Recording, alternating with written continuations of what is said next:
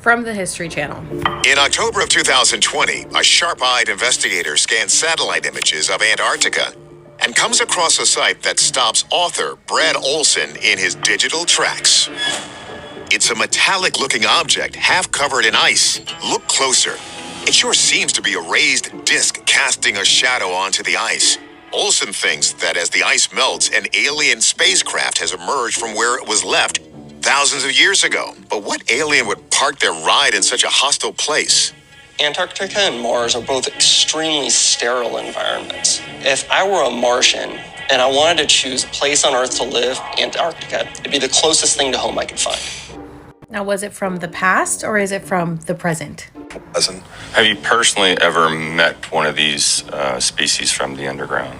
Yes, I've been down twice. And what did they look like and what kind of race were they?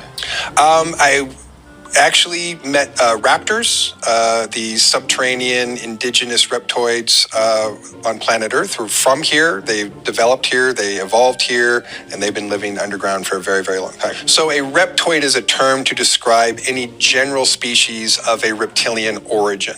When we talk about the raptors, we're talking about a specific indigenous terrestrial species that is evolved from dinosaurs and essentially went subterranean a very, very long time ago. So they tend to have longer, thinner legs. They tend to have a long, curved neck with a longer snout.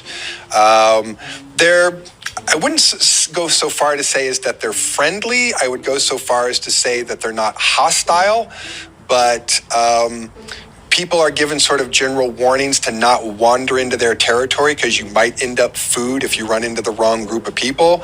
We definitely have an interactive relationship with them and a participating, cooperative relationship in bringing balance to the surface. So their main concern is as we imbalance what's happening on the surface, that threatens the planet as a whole.